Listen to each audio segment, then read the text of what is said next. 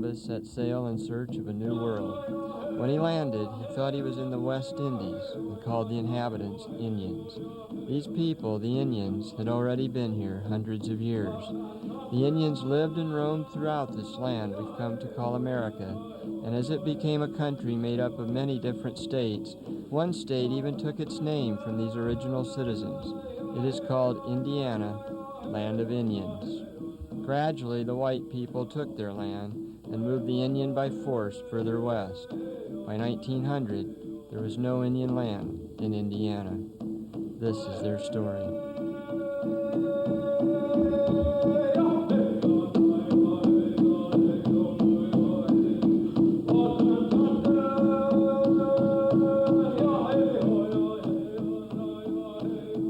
One day, after recording this in his journal, Columbus was making plans to enslave his newfound friends.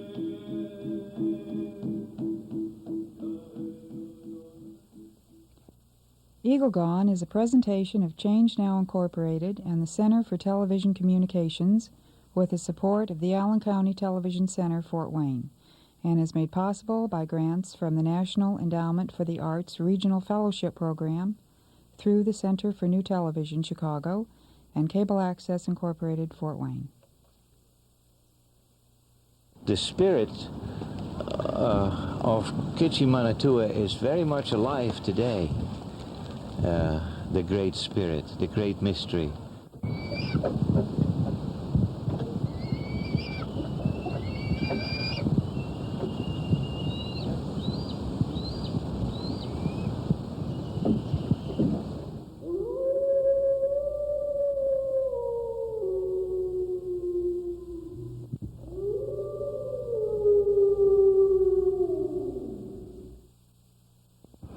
I think back to my trip to Wounded Knee, the feeling of being home in Pasapa, the sacred hill, standing at the mass grave, hearing the sounds in the wind, feeling the heartbeat in the earth, the sacrifice given here, so that others might live. My heart was full. They came down the river, out of time into time, steeped in myth and cloaked in romance. They are the Indiana Indian. They lived in wigwams and walked the woods and are connected to Wounded Knee through blood, struggle, and heritage.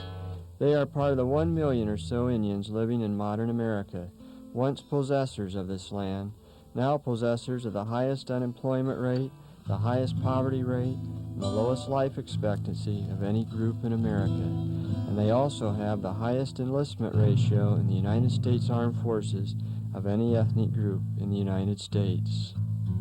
And like all Indians, the Indiana Indian has struggled magnificently, seemingly against all odds, to maintain a proud and fierce heritage. And still, they are all but invisible. I was taken to some man who was an ethnic aide, and he said, "Oh, I'm so glad. When I got your letter, I didn't know what to do. Senator Lugar had sent him a letter concerning something about funds for Indians, and he said, I didn't know there were any Indians left in this land." You see, there was a time when the United States government thought that by, in a sense, buying off the leaders of a nation or of a tribe, they then could channel all Indian people into the mainstream, and they would automatically become white people with white values, and so just like that, you see, and everything would be fine, and everybody would forget that there were Indians. Now that would be a very comfortable idea for most Americans. This land is stained in red from the clash between two cultures, a clash of values best described in this 1855 letter from Chief Seattle to United States President Franklin Pierce. How can you buy or sell the sky, the warmth of the land? The idea is strange to us. Every part of this earth is sacred to my people. We know that the white man does not understand our ways, for he is a stranger who comes in the night and takes from the land whatever he needs. The earth is not his brother, but his enemy, and when he has conquered it, he moves on. In 1637, 800 Pequot Indians were massacred in the small seaport town of Mystic, Connecticut. The Pequot are no more. In 1889, the Sioux Indian had taken up the ghost dance, a last desperate attempt to stave off defeat and bring back the glory of their way. A year later, close to 200 Sioux, men, women, and children, lay dead on a frozen field in Wounded Knee, South Dakota, massacred by members of the 7th Cavalry. Such ruthlessness attracted the eye years later of one Adolf Hitler, who is on record as having modeled his own little methods of destruction after the admirable way the Americans treated their Indian problem. These massacres stand as bookends to a beautiful dream that had worked for centuries and produced a great heritage and extraordinary people. Sitting Bull, who defeated the 7th Cavalry at a place called Little Bighorn in 1876, and Geronimo, whose ragtag band held off the armies of Mexico and the United States for months. And there was Chief Joseph, about whom a United States soldier said, "I think that in his long career, Joseph cannot accuse the government of the United States of one single act of justice." Look now in the middle of those bookends, in the middle of the country. Their names echo still: Miami, Potawatomi, Kickapoo, Shawnee, Delaware, to mention just a few. Which is good to have them asking that question so you can let them know what it was really like. You know, the scalping, that's a big thing with kids, wanting to know why the Indians did the scalping. And then when you get to telling them that it wasn't the Indians starting the scalping, then they think, oh, well, we've learned something. And then they get to asking more questions. They think, well, what we know is not the truth. From 1897 to 1927, wasn't it, that we were nothing. We were not citizens of... 1923 is when they finally made United States citizens out of the American Indians. But for a number of years, we were nothing. We were not foreigners. We were not citizens. We were not considered Indians. We were just out there in a vacuum. And this lady asked me, she said, well, if you're Indian, she said, are you in America? And, and this goes back to the same thing that we were talking about, in stereotyping. I said, well, sure. I said, my ancestors were here before anybody were, I said. And she couldn't understand him living in a house? Yeah, she said, are you employed? And I said, yeah. I said, well, people don't realize that there are Indians here in Indiana. They think of stereotyped Indians from the Western Plains, and they fail to realize that there were Eastern Indians and that we are still here. And there are quite a few of us, and I think might deem some of the legislators to realize this fact, because there are quite a few of us and we do have quite a bit of vote. The Miamis were a highly civilized tribe with a great chief, Little Turtle, and at one time called the whole area of Indiana and beyond home. But according to the Fort Wayne newspapers in this June 1987 special edition Fort Wayne Almanac, the Miamis never engaged in warfare and were little more than savages who practiced cannibalism. The Miamis killed nearly 1,500 men, women, and children in the Old Northwest Territory in the years following the American Revolution. The settlers were not killed during warfare, but rather by small raiding parties which practiced torture and formal rites of cannibalism at the site of Fort Wayne. We know of this affair that was supposed to be cannibalism. It was not Miamis, but the Miamis knew of it. Mm-hmm. But I don't know how many books picked up on this. One man wrote this, that it was Miamis. And other people have picked up from that one source, and that has been in a lot of books, that the Miamis were cannibals, which never ever happened. This is one of the things that we could do with this commission, if the governor would appoint it and set it up, is we could help select the criteria to teach early Indiana history. And I'm not talking from the early 1900s or the 1850s. I'm talking about back to Little Turtle in the early, middle 1700s, early 1800s, and the removal and such as that. Little Turtle grew up in the Fort Wayne area near Columbia City. And here we see why we wanted their land so badly. He went on as war chief of the Miami Confederation, which, by the way, featured a young lieutenant named Tecumseh, to hand decisive defeats to, among others, Colonel Harmer in 1790 in the Lakeside Park area of Fort Wayne, where the Miamis had their chief village, called Kikianga, and to General St. Clair in 1791 on the Indiana-Ohio border. In 1794, General Anthony Wayne, better known to his friends as Mad, dashed the Indians' dreams at the Battle of Fallen Timbers, leading to the disastrous Greenville Treaty the following year, which saw the Indians sign away vast land in Indiana and Ohio. Wayne, who was sent here by a man named George Washington to clean up the Indian problem, praised the Miamis' neatly cultivated fields, calling the corn the best corn he's ever torched. Little Turtle, by the way, did not participate in the Battle of Fallen Timbers, in part because he did not want to go into battle against his adopted son-in-law, William Wells, who fought for the Indians but switched to his native white and became a scout for Wayne. Little Turtle instead advocated peace and schooling and preached against the evils of alcohol. He said, "This liquor they introduce into our country is more to be feared than the tomahawk.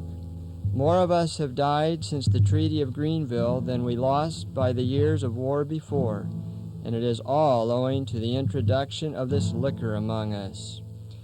Here we see a memo written by William Henry Harrison, a lieutenant in Wayne's army, issuing beef and whiskey to the Miami Indians. Little Turtle died in 1812 and is buried in Fort Wayne. This man was raised on the last reservation in the state of Indiana in the latter part of the 19th century and grew up to become the last elected and hereditary chief of the Miami Nation. Shakopee, who was raised in the Muncie area in a non-Indian setting, follows her grandfather's footsteps and raises her children in the Indian tradition. I had the pleasure of talking with Shakopee at her home in Eaton and to visit her grandfather's lodge. Even though by American standards, okay, I am very non-affluent, very much so. I think just about every week I'm so terribly in debt that it's not even funny. But I am rich by Indian standards. Mm-hmm.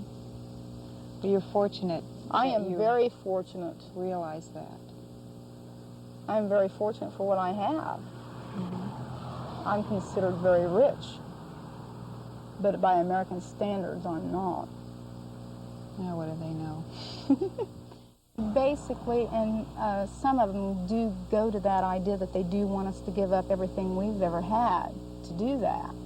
But I must say that there are quite a few that are very understanding, do understand that we do have to have our heritage and we do have to have our background. That is very important to us. They didn't ask the Germans to completely forget their heritage and forget where they came from. They didn't ask the Italians to do the same thing, but they came here and asked us to give everything that we held dear to us up. We were supposed to give that up and not complain or not try to follow tradition of our people. But no one else was asked to give this up. When did you become aware of your heritage? When did you start living the Indian ways and instilling it into your children? To set a specific time would be kind of hard. Now, when I was, you can even remember? Well, You can remember? no, it's not that way. My mother married, and the gentleman she was married to didn't really conceive of those type of things. He admired the Indian people, but as far as us practicing anything, that wasn't done at home. How long have you been going to powwows and dancing? I had attended some when I was younger, because I went with my grandfather, of course, and but I really didn't get into it until my son was about a year and a half, 2 years old, and I saw all this going by and being left out, and I didn't like it. You felt that there was some importance to what you'd been missing? Mm-hmm. So it could add to your life? I knew it was important the whole time when I was growing up. It's just that I wasn't really allowed or supportive of doing that. And no one supported you Mm-hmm. in doing it? So you had this intrinsic, something deep inside that you knew could be helpful. Mm-hmm. And I just knew that my kids weren't going to do without it. Enrich your life and your kids. So about that time, I just started going. Whether anybody else liked it or disliked it was of no importance at that time. Just some things can't be left go. Does your son dance? Yes, he does. All right. Does your daughter dance? Yes, she does too. How long have they been dancing? Dale started dancing when I took him. So I guess he's been dancing since he was 2. And my daughter, she started about the same time, really. She was about 2 or 3 when she started dancing. She was carried in the dance arena. We really look forward to the powwows and things. It's just like a getaway for everybody else, American vacation or whatever you want to call it. It's a getaway. It's back to what we really feel is important. Recently remarried, her husband Bruce joins them in the powwow, but he has his limits. And I'm certainly not going to get up there and fancy dance or whatever you call it. I'm not going to do that. But I mean, I'm not, you know, if you get out there and you're in the 2-step, I mean, maybe that probably means something to them, but it's just kind of fun to me. I mean. They are in many ways a normal American family, but sometimes school kids see Shakopee as anything but normal. Most of their questions revolve around, you know, one of the wildest ones they get how many people we've killed today, or you know, how many workouts wars we win, yeah, how many scalps I've got, and all this, and how I did my dishes was the cutest one, and. I told this one little girl, she said she wanted to know if I still went down to the creek with my dishes and scrubbed them in the creek, you know. And I said, no, I'm like your mom. I said, I put mine in the dishwasher. I use a lot of paper plates. What kind of Indian are you anyway? Which is why she says eradication of ignorance is the most important thing. People just have to learn from each other, and that's the biggest thing. And if they fail to learn from one another, that's their downfall more than anything. What about the soil? They tear the soil up, something terrible. And then we can get into grave eradications, all the mounds that are being destroyed. Yeah. And that's terrible within itself, because I'm quite sure if a bunch of us went out to the modern graveyard over here at the Gardens of Memory and started digging up bones so that we could study the people of how they were in 1920, I'm quite sure somebody would get very aggravated at us. There's a lot of bones sitting around, a lot of laboratories just sitting in boxes, mixed together. We're losing a lot right now because our elders are dying off, and we're losing a lot there. And we can't get them taped, we can't get them recorded or written down. And once they're gone, we've lost a lot. And will your children live the legacy that your elders are living now? I hope they do. I was in the house at one point and heard footsteps, which no one was there. I believe there's something there. There's a presence, but it's, I don't want to say a ghost. Ghost sounds like it'd be something evil. I think it's something good. I think it's there for a purpose. I think it's there to, just to let people know that there is a spirit to the house. I think it's a spirit to the house, because the house is very an Indian special. spirit. It's an Indian spirit. One of the girls that was painting had left a chair sitting right in that area with her jacket draped over the back of it, a sweat jacket. And they took off, and it did storm that night. It was a lightning storm. And they came back the next day. They found a hole burned clear through the floor, and the lamp was in the basement. There were newspapers and other material around that didn't burn. Some of it was kind of charred on the edges, but nothing burned. And the chair with the girl's jacket on it, the chair was intact, but her jacket was just burned to ashes. They found that the cause of the fire was a short in the cord on the lamp, but they don't know what extinguished the fire or why it went out. It seems like it should have spread. It's old dry wood, but it didn't. So believers say that it was the ghosts who saved the house. I was lucky because my ancestors were famous, and my family lived in the home up until it was sold to Mr. Shear. So it was just before my mother was born. So we have the heritage, so that's how I know most of my background, which I haven't known a lot about. I've had to start researching for the past 9 years. Katrina's ancestors include Chief Richardville and the great Chief Little Turtle. The house, built in 1833, is rich in the history of Katrina's people. Treaties were signed here. A big Miami village was here on the forks of the Wabash. It's the only standing monument to the Indiana Indians in the state of Indiana. The white man would come in, the French traders would come in, and they would trade the Indians. Well, the Indians didn't realize what when somebody gave something to them, that what credit was. They didn't have credit. They believed that this was something that was being given to them. Yeah. And then when the annuity payments would roll around and the Indians would get their money, those traders were right there wanting their money. So when the Indians ran out of money, then they took their land. What land that the few Indians that were still here had, or that was given to them by the government, the French traders would take that because of what they had given the Indian, because the Indian didn't understand what credit was. I feel if you just teach, if I do my best, that possibly in years to come it will change, and that the way of thinking about the Indian people will change.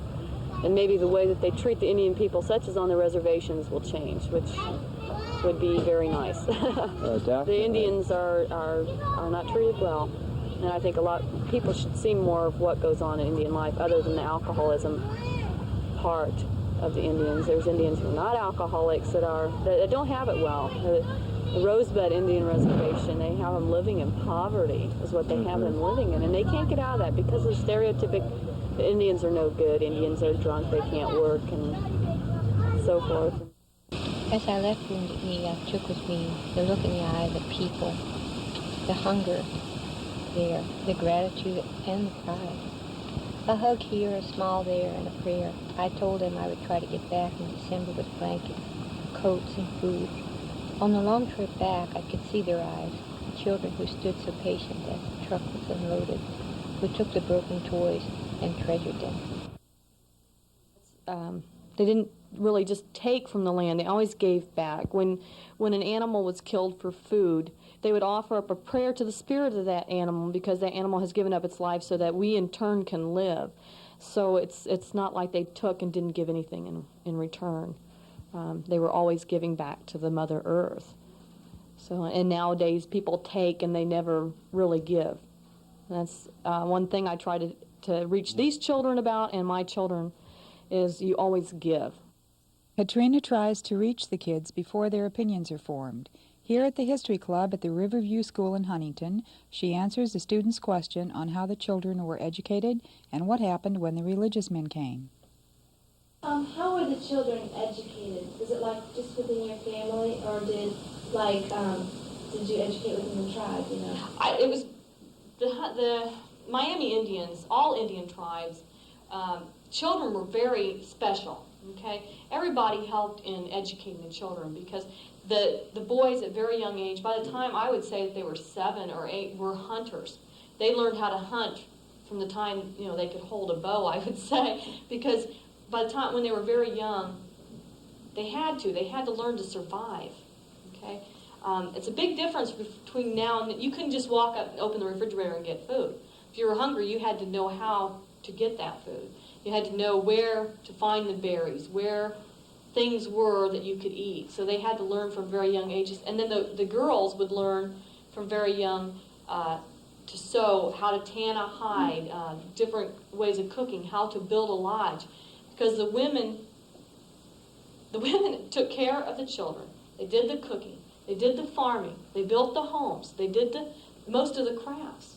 Okay? The men were the hunters and the protectors. Okay? Doesn't sound like they did very much, right?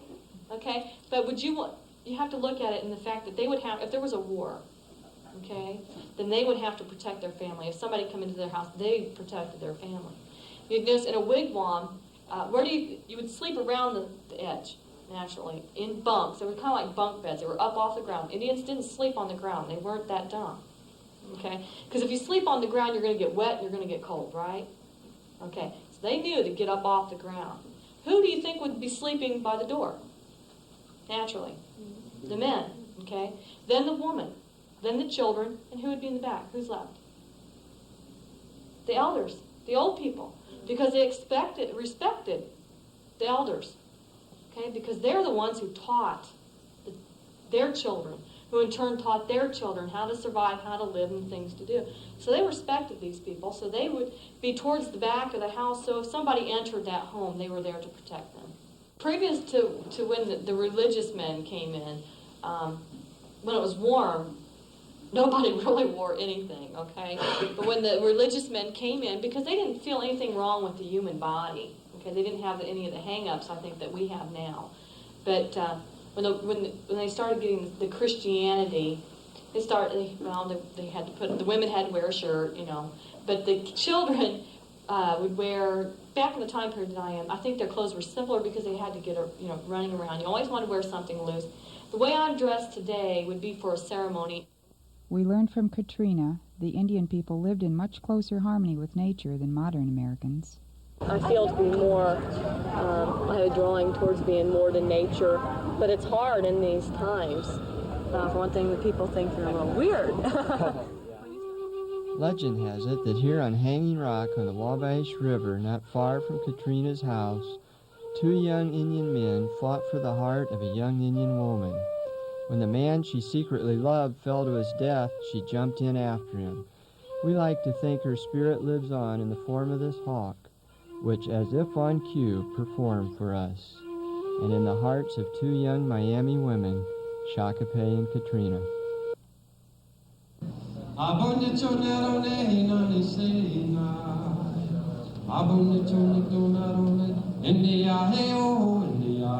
Do you realize this is a state of the great Tecumseh, the great man, the great leader, the great spiritual person who we pattern so much of our beliefs on? We try to walk in his path.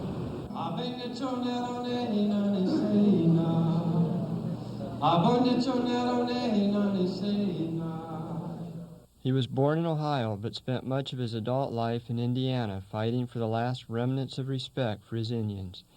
He traveled far to try to form a united army of many different tribes. Here he met with 12 chiefs across from the Mississinewa River just outside Peru. He hated the way Indians addressed the whites as father, and the whites in turn called the Indians children. He hated the lesser chiefs whom he blamed for signing away the land to the whites.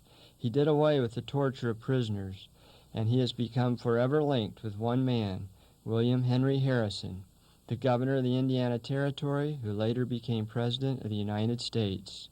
Harrison said about the Indians, quote, "I wish I could say the Indians were treated with justice and propriety on all occasions by our citizens, but it is far otherwise.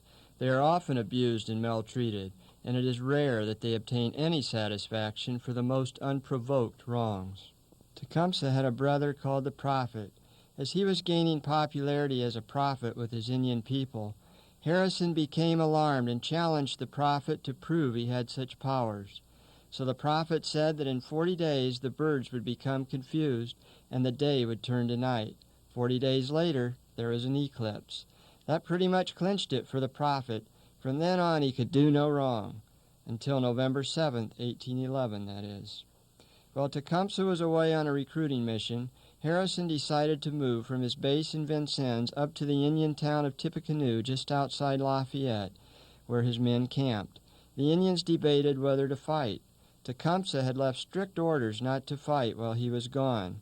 So the prophet sat on this rock named after him, Prophet's Rock, and meditated. Finally, he said the white soldiers would be like old ladies and their bullets would not harm the Indians. Well, he had a pretty good record with the eclipse, so what the heck. The whites fought valiantly. The bullets ripped the Indians to shreds, and although the Indians too fought fiercely, it goes down in history as a victory for the white side, one of the most important in the long clash between the two cultures. The prophet, no fool, sat on the rock out of danger during the entire battle. He did lose a little of his popularity after that, though. Tecumseh died in battle in Canada, a warrior to the end. Harrison died in office just shortly after his inauguration of pneumonia.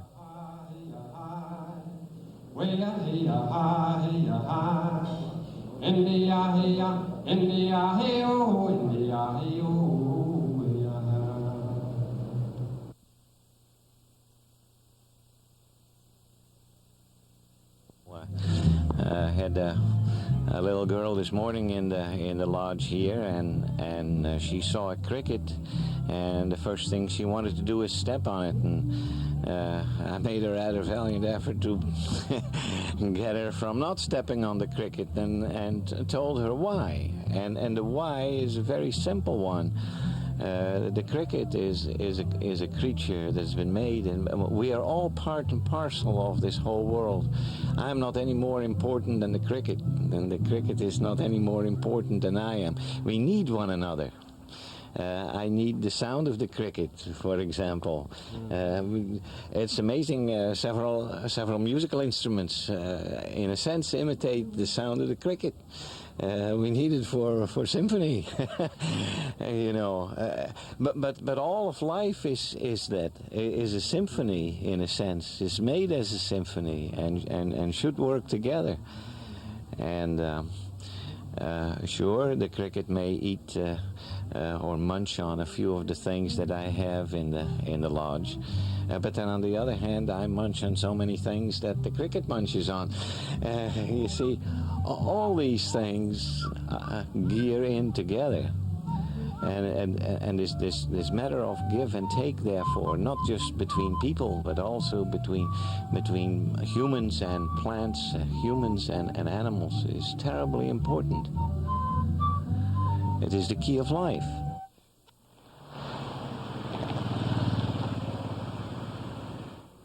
There is no quiet place in the white man's cities, no place to hear the leaves of spring or the rustle of insect wings.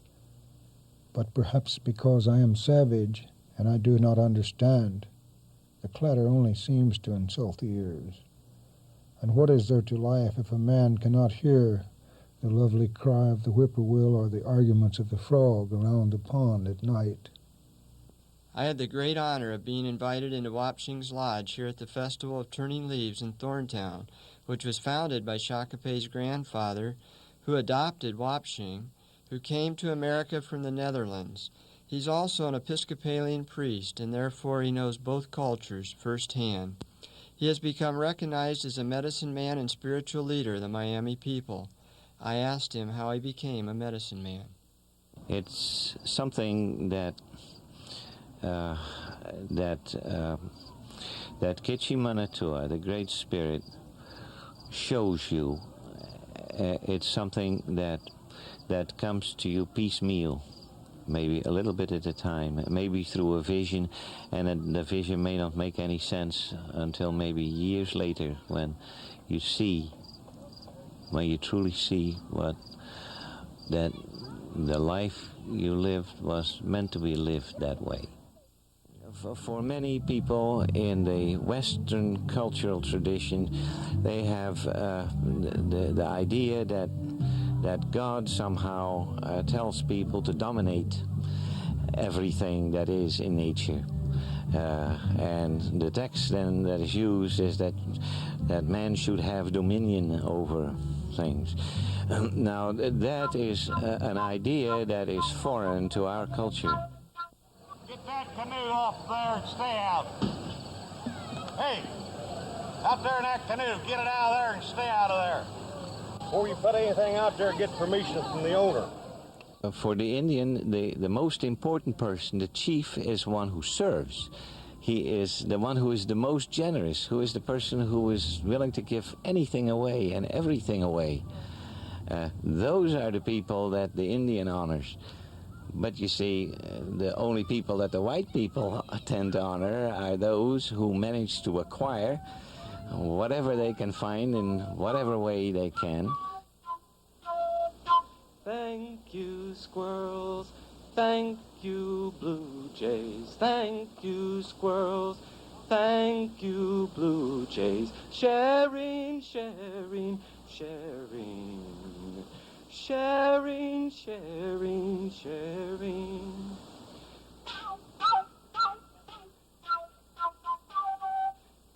The teepee is a church, is a spiritual structure.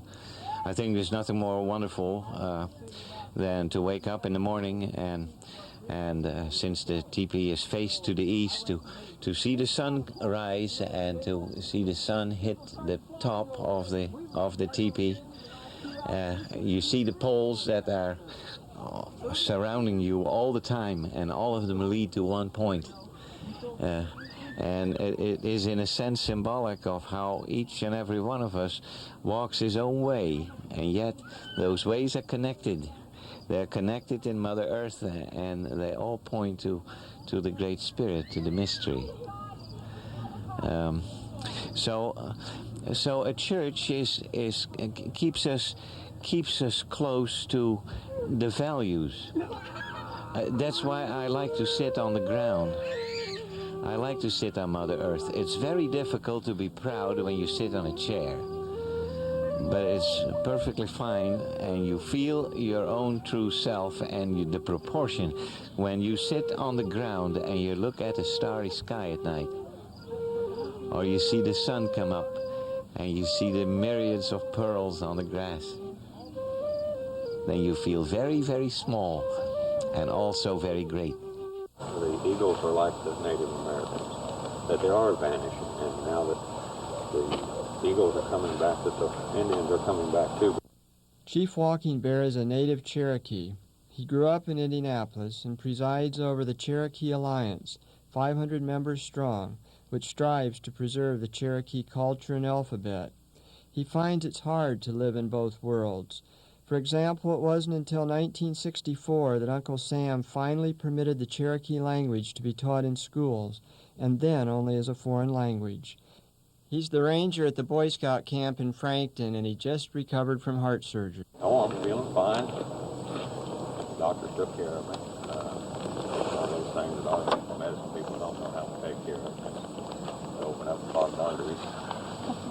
If I wasn't eating all this white man food, we didn't have them clogged arteries. That's what I was going to ask. I mean, did your people have that 100 years well, ago? Or was there such a no one knows really.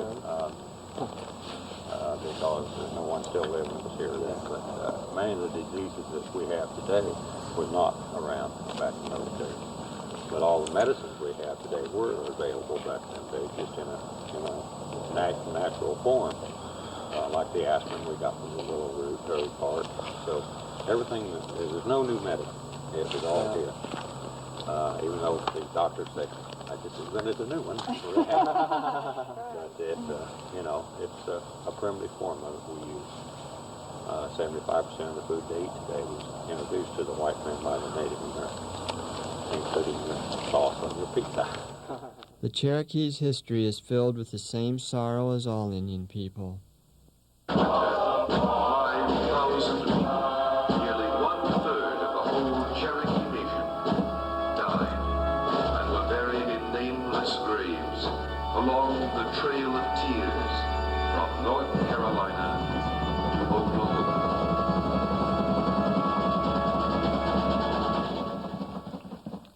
And still, they are proud Americans. When we dance, we carry the American flag. We also carry our Native American flag, which is the eagle feather. The reason we carry the American flag is on account of in every war that the United States has ever fought, our people have fought alongside the Americans in that war.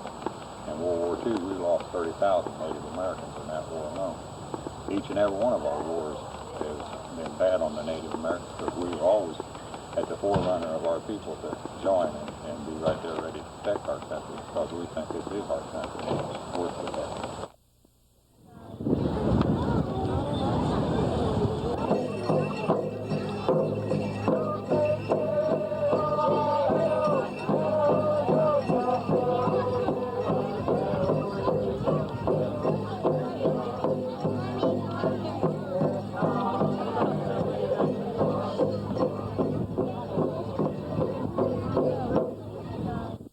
As Chief Walking Bear said, the eagle is making a comeback, thanks to the Indiana Department of Fish and Wildlife, who for several years have been raising and releasing young bald eagles at Lake Monroe near Bloomington in the hope they will return to make their nest, which hasn't been in Indiana since 1897.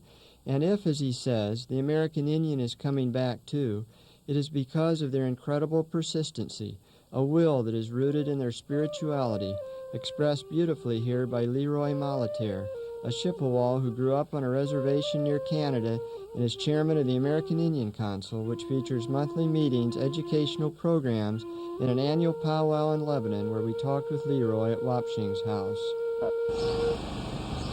And I would hope that other people would not go through half their life, or maybe even more, without acknowledging that they have a spirit within themselves.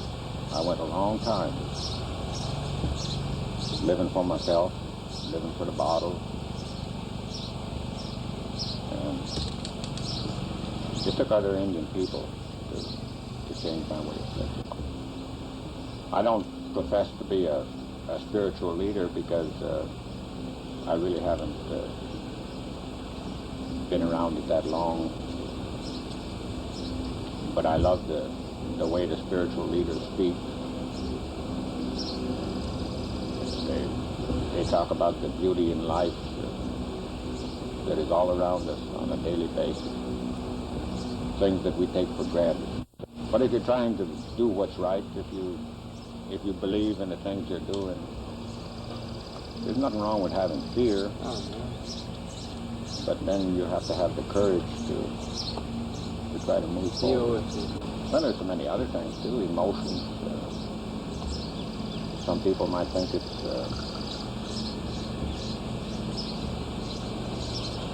well, some men, I would say, including myself at one time, you didn't show emotion, you didn't want to show love. At least I went through that. I don't see anything wrong now with expressing yourself. Not only love for nature, but other people. Here Leroy welcomes new members Dancing Feather and his wife Jane at a council meeting. Dancing Feather had the honor of being the head veteran dancer at last year's powwow just 4 years after discovering his first powwow. A native Mohawk from Fort Wayne, he expresses his spirituality through his poetry and dancing. How can one person say to another how they are to pray? I believe in the Great Spirit, and I seek only to do His good. I stand on Mother Earth. I raise my arms over my head, praying in all directions, north, east, south, and west, before I put my arms down to rest. This is my church. I saw some new buds and sprouts of life today, and I was given a new feather to hold when I pray. I will continue to give to all of God's creatures and to my fellow man. I am Indian. I love you, and I hope you can now look at me and start to understand. We are all of the same Father and of the same land. I will pray for you, and you pray for me, and I will see you in paradise. Just you wait and see. About the time the Sioux met their end at Wounded Knee, the Miami Indians of Indiana lost their federal recognition, not to mention their land. As they moved into the 20th century, they became a kind of hidden community, living in a decidedly unhealthy climate for Indians. But through it all, they survived. And now, with only 17% of their population self-sufficient, the Miamis are trying to reclaim that long-lost federal recognition. Picking up that federal recognition would mean a lot of things. It'd mean health care for Indian people. Health care. A lot of senior citizens, food distribution, Meals on Wheels, Project Safe, welfare, housing, HUD. If you could probably think of any federal program, then we would be eligible for those federal programs, and then some, really. And you're not now? The Miami Nation is not eligible for anything? No. The Western Miamis who have their federal recognition, they were taken out to Kansas and Oklahoma, and we're all directly related.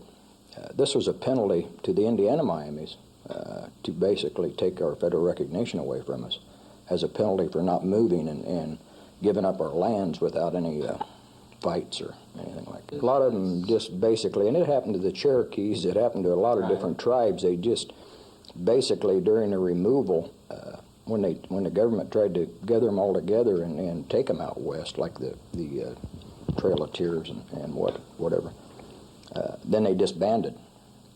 Some of them even went out, some of the Miamis even went out to Kansas, and then they come back, they filtered back, and tried to reestablish herself, and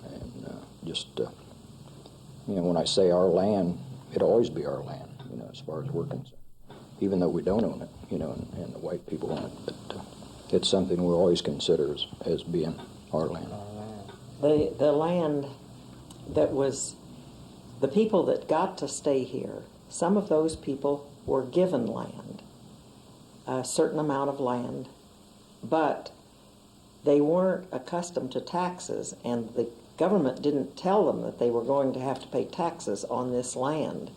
And so in this way, the government found a cheaper way of taking the land that wasn't already taken by treaty, because they gave back a little bit of what they had bought by treaty to these Indians. Then in turn, they taxed the land, and of course the Indians had no idea that they had to pay taxes. So then the government took it for nothing because taxes hadn't been paid on it. You got to remember that the American Indian couldn't read or write. In the contracts that they signed, and they had land agents and people that were supposed to be representative of the Indians. And in the fine print, in essence, it said, the land is yours to farm or do with whatever you want to personally. But it didn't, nobody told them that if they rented this land to the settlers and received any type of compensation, then it would revert back. Basically, one of the prerequisites of federal recognition is to have a land base. But in order to buy land, then we have to, in some form, establish a cash flow, and we'll do that by through businesses and other means of income is to buy land. What a lot of the tribes do is, once they start up businesses, is they will, say, take 90% of the income from those businesses and use it for the benefit of the people, and they'll set aside 10% of the monies to repurchase land with. So that's... This seems another irony here. I mean, the land, all this land was yours. Now you have to buy it back. We have to buy it back, and we must have it. They don't say, it would be nice if you had it. They say, you must have it. You must have it.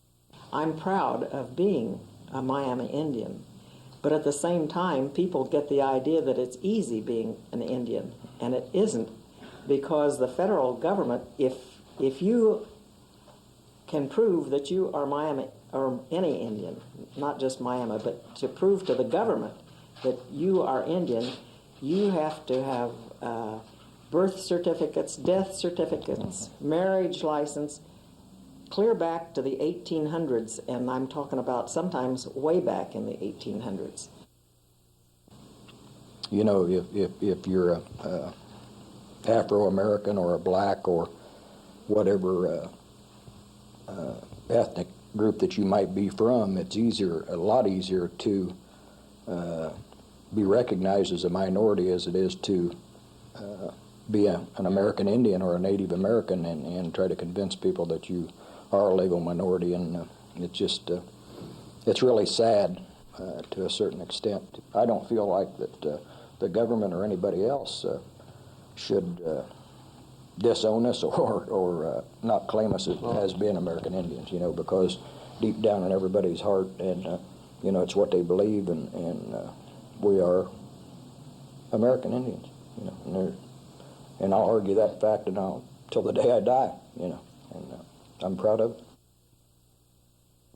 But it is very sad. I think the saddest part is that people don't know the true story of how the Indians were taken from their land. My brothers, the president is just, but he listens to the words of the young chiefs who have lied. And when he knows the truth, he will leave me to my own. I have not sold my lands. I will not sell them. I have not signed any treaty and will not sign any. I am not going to leave my lands, and I don't want to hear any more about it.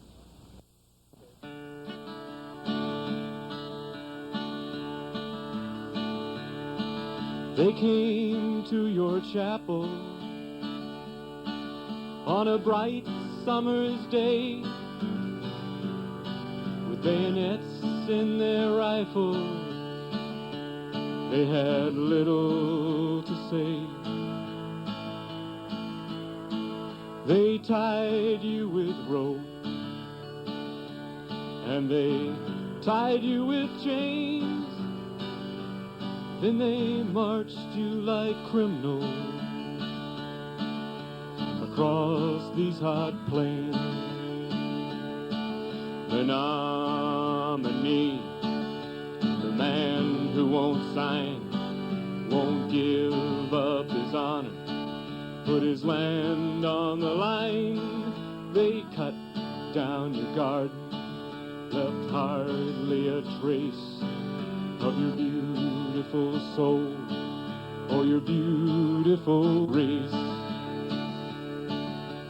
18,000 acres in 1837 for $18,000, a man they'd never seen. We called the white man holy, and we called the red man savage. Then we burned down all his wigwams, subdivided all his dreams. The nominee, the man who won't sign, won't give up his honor, put his land on the line. They cut down your garden, left hardly a trace of your beautiful soul or your beautiful race.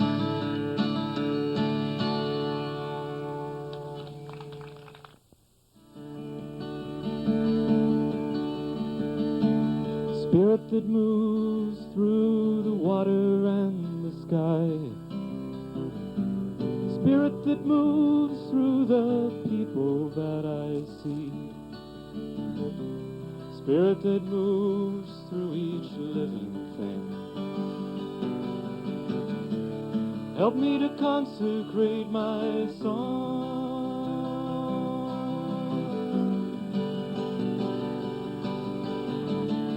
Here in the heartland, I'm calling to you. Here in the heartland, I'm calling on you. Here in the heartland, I'm calling through you. Spirit that flies with the owl in the night, spirit that flies through the big bear crawl, spirit that flies through the eagle in its flight. Help me to consecrate my song.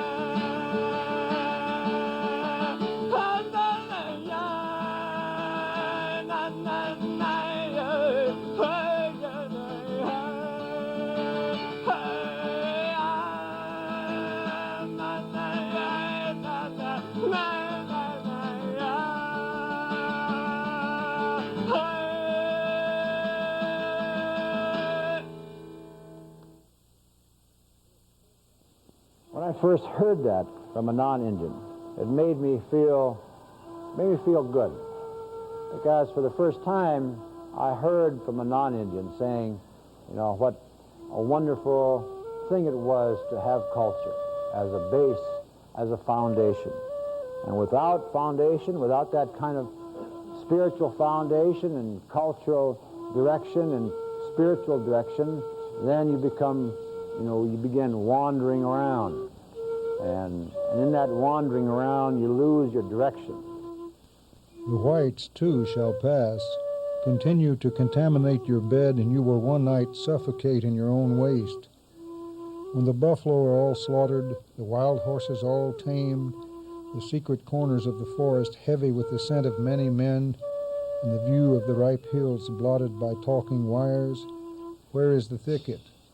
Gone. Where is the eagle? Gone. No one is complete. We are all on the wheel of life, a circle of life on which we are placed. And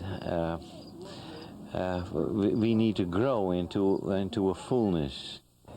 It takes all of us.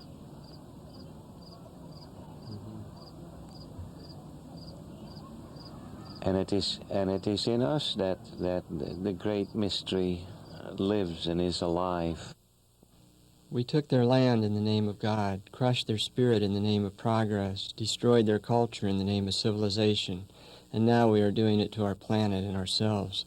The earth is bellowing out its complaint, and the American Indian became whatever we needed them to be, drunks, savage, majestic.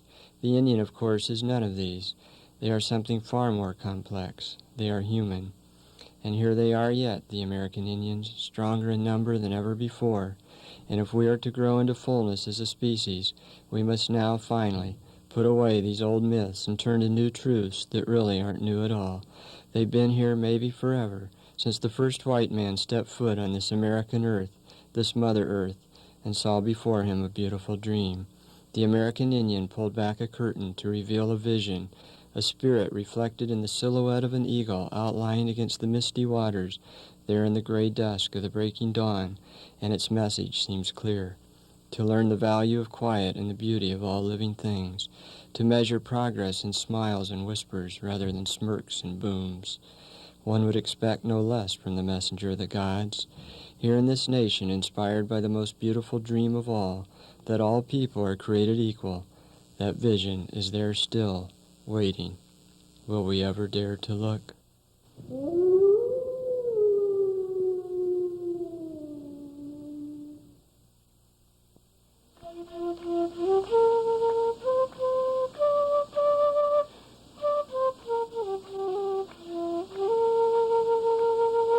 Flying through the trees we see you, Spirit. Flying through the trees we find our hearts. Flying through the trees we find our spirits. Walking on the ground we feel our hearts.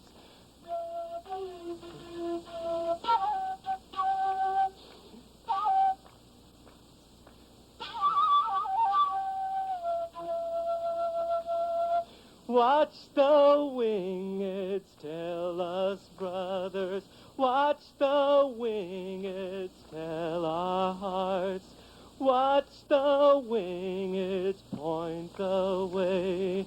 Watch the wingeds tell our hearts.